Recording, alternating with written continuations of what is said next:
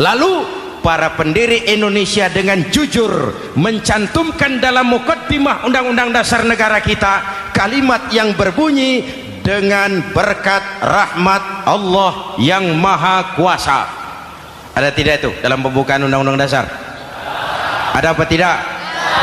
Pokoknya biar belum pernah baca, ada gitu saja sudah, biar lancar urusan. Saya yakin kalimat ini bukan lipstick, not decoration only. Kalimat ini pengakuan moral, pengakuan batin yang sangat jujur dari para pendiri Indonesia bahwa Allah campur tangan dalam proses kemerdekaan. Kalau tidak, nggak ada ceritanya bambu runcing merdeka melawan tank.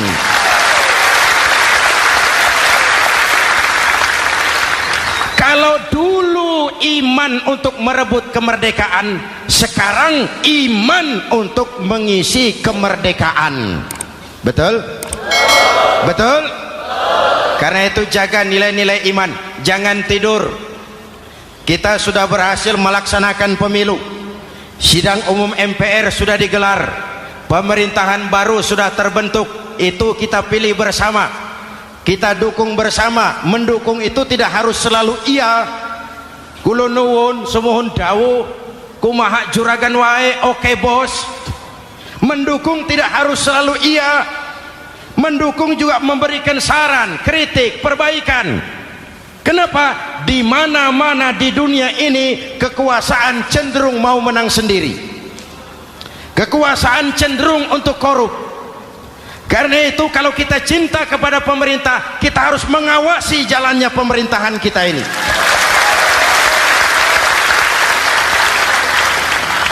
Pengalaman ketika Orde Baru berdiri, kita percaya, kita serahkan penuh, lalu kita tidur. Akhirnya kita jadi susah sendiri. Betul? Umat Islam tidak boleh jatuh dua kali di tempat yang sama. Hari ini lewat sini jatuh wajar, belum tahu barangkali. Besok lewat sini lagi jatuh lagi, goblok tenan.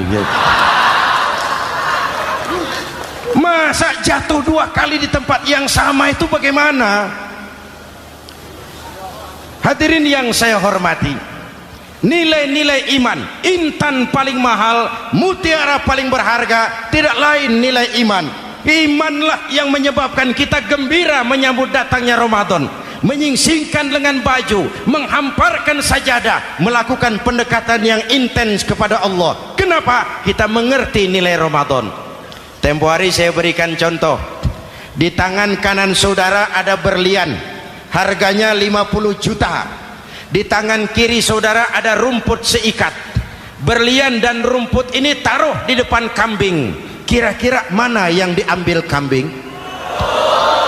Rumput, dasar kambing.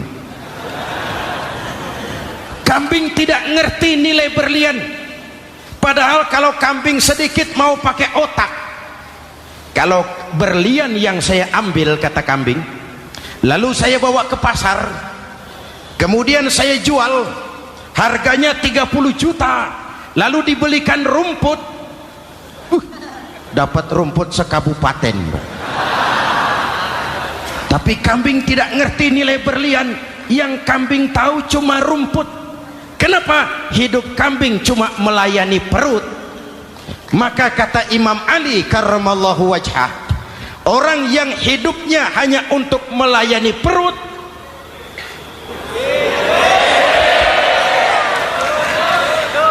saudara yang ngomong ya, tanggung jawab. Saya kan cuma mulai, kenapa diterusin?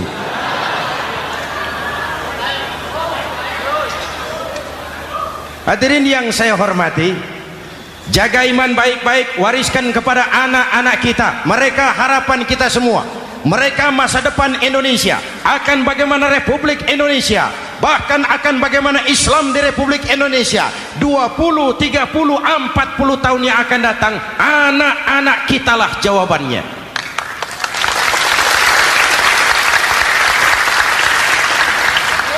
Mereka mau jadi apa, persilahkan, asal iman merupakan landasan hidupnya.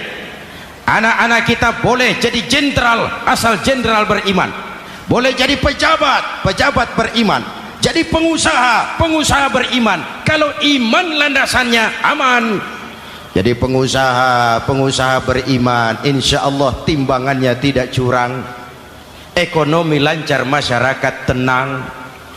Jadi petani, petani beriman, insya Allah tidak menggarap tanah yang bukan miliknya.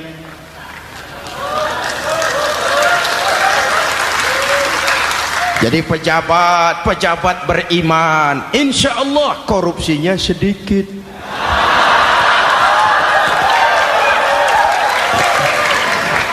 Jadi jenderal, jenderal beriman, insya Allah berjuangnya bersama ulama, bukan nangkepi ulama.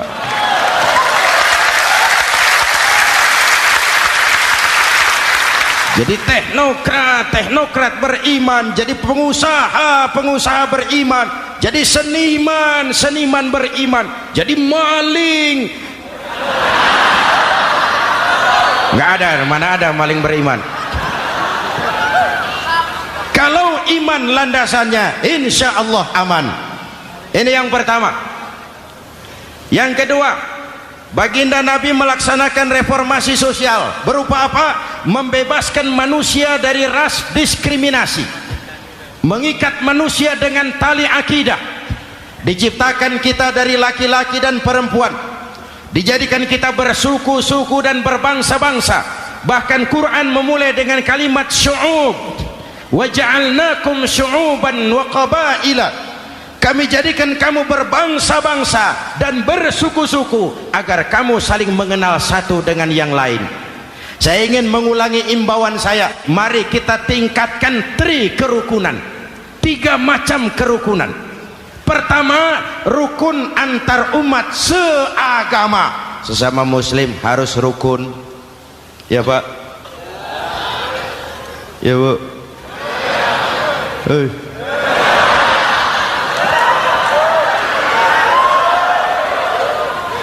Malam ini saya tidak merasa sebagai tamu di sini. Saya hanya keluarga di tengah-tengah keluarganya.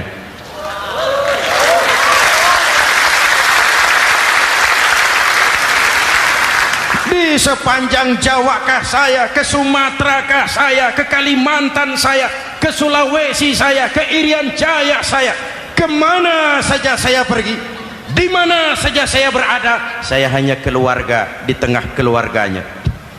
Sebagai muslim kita terikat akidah, sebagai bangsa kita punya komitmen, kita ingin bersatu nusa, satu bangsa, satu. Inilah kita.